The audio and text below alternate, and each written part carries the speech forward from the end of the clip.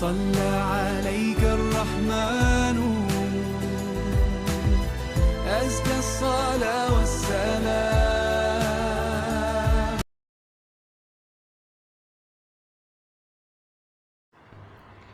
Assalamualaikum warahmatullahi wabarakatuh. Halo teman-teman sekalian, selamat datang di dalam video dakwah kali ini.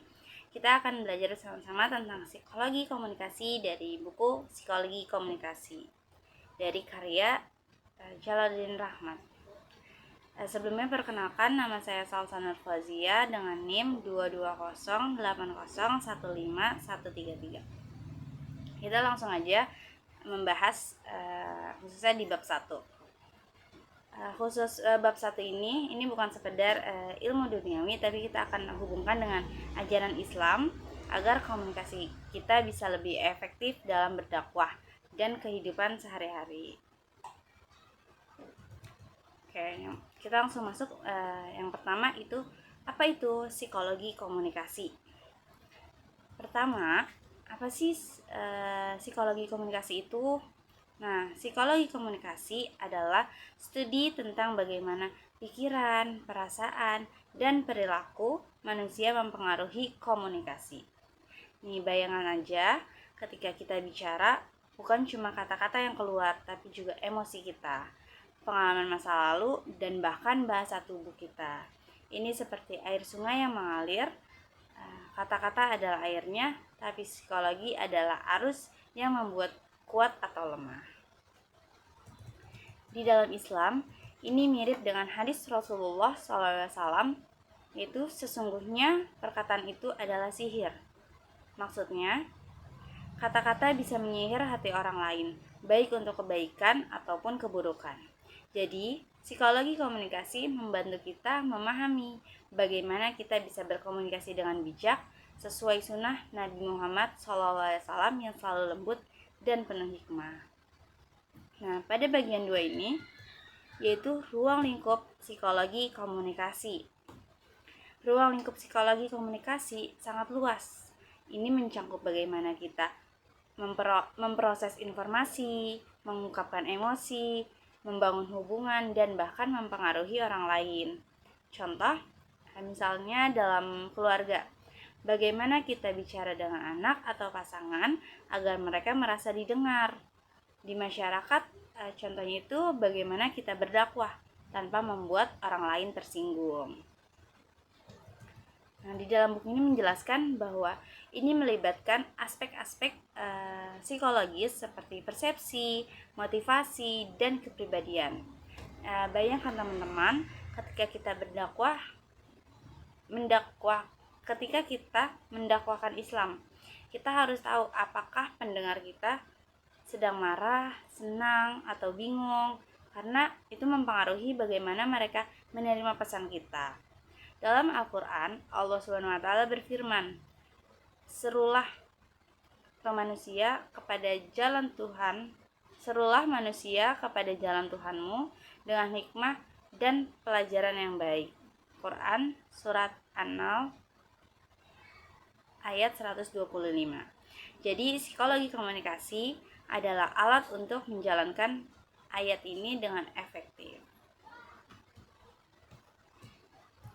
Selanjutnya itu ciri pendekatan psikologi komunikasi.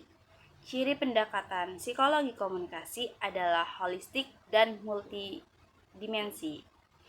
Ini tidak hanya melibatkan kata-kata, tapi juga konteks, budaya, dan psikologi individu. Pendekatan ini empiris berdasarkan penelitian dan aplikatif. Artinya bisa langsung dipakai di dalam kehidupan sehari-hari. Contoh sederhananya yaitu ketika kita berdakwah, kita harus pendekati orang dengan empati, bukan paksaan. Ini seperti Rasulullah SAW yang mendekati kaum Quraisy dengan sabar meski mereka menolak. Di dalam buku ini menekankan bahwa pendekatan ini membantu kita menghindari kesalahpahaman, karena komunikasi yang baik adalah kunci keharmonisan seperti yang diajarkan Islam tentang ukhuwah, persaudaraan. Nah, selanjutnya penggunaan psikologi komunikasi. Penggunaan psikologi komunikasi sangat praktis. Ini bisa digunakan untuk meningkatkan keterampilan interpersonal seperti dalam pendidikan, bisnis, atau bahkan berdakwah. Contoh, dalam berdakwah, kita bisa gunakan ilmu ini untuk membuat pesan lebih menarik sehingga orang lain mudah memahami, mudah menerima apa yang kita sampaikan. Nah, di dalam buku ini membantu kita memahami hambatan komunikasi seperti stereotype atau bias. Dalam Islam, ini seperti menghindari ghibah atau fitnah karena komunikasi yang buruk bisa merusak hubungan. Teman-teman bisa bayangkan jika kita gunakan psikologi ini, dakwah kita bisa lebih sukses seperti para sahabat yang menyebarkan Islam dengan bijak. Nah, selanjutnya ini ada komunikasi efektif. Komunikasi efektif kita bahas sekarang nih. Komunikasi efektif pertama, pengertian kesenangan. Komunikasi efektif membuat kita merasa senang dan puas. Ini bukan tentang menang argumen, tapi tentang saling memahami. Di dalam buku ini menjelaskan bahwa kesenangan datang dari empati dan penghargaan. Dalam Islam, ini seperti sunnah Nabi yang selalu membuat orang lain senang. Allah Subhanahu wa Ta'ala berfirman, yaitu, dan janganlah kamu jadikan tanganmu terbelenggu pada lehermu, dan janganlah kamu terlalu mengulurnya. Quran Surat Al-Isra ayat 29. Artinya komunikasi kita harus seimbang, tidak terlalu keras, juga tidak terlalu lemah. Dengan psikologi ini kita bisa berdakwah sambil membuat orang lain senang mendengarkannya. Selanjutnya, mempengaruhi sikap dan hubungan sosial yang baik. Dan selanjutnya, komunikasi efektif bisa mempengaruhi sikap orang. Kita bisa ubah pandangan negatif menjadi positif melalui persuasi yang baik. Misalnya, dalam berdakwah, kita bisa gunakan cerita inspiratif untuk mengubah sikap seseorang terhadap Islam. Ini juga membangun hubungan sosial yang baik. Dalam buku ini bilang komunikasi yang efektif menciptakan kepercayaan dan solidaritas. Dalam Islam ini seperti membangun jamaah yang kuat. Rasulullah SAW bersabda, orang mukmin yang kuat lebih baik dan lebih dicintai Allah daripada orang mukmin yang lemah. Komunikasi efektif membuat kita kuat bersama.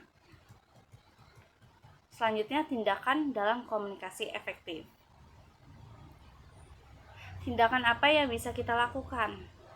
Nah, di dalam buku ini menyarankan dengarkan lebih dulu, gunakan bahasa tubuh positif, dan beri feedback. Dalam dakwah, ini berarti kita harus sabar, jujur, dan penuh kasih sayang. Contoh, kita berdakwah mulai dengan pertanyaan, terus bukan ceramah langsung. Ini membuat orang terlibat. Ingat, Islam mengajarkan perkataan yang baik adalah sedekah. Jadi, mari kita praktikkan ini dalam kehidupan sehari-hari. Teman-teman semua, psikologi komunikasi dalam buku ini mengajarkan kita bahwa komunikasi adalah jembatan menuju hati. Mari kita gunakan ini untuk dakwah yang lebih baik sesuai Islam. Terima kasih yang sudah mendengarkan dan menonton. Kurang lebihnya dari saya mohon maaf. Wassalamualaikum warahmatullahi wabarakatuh.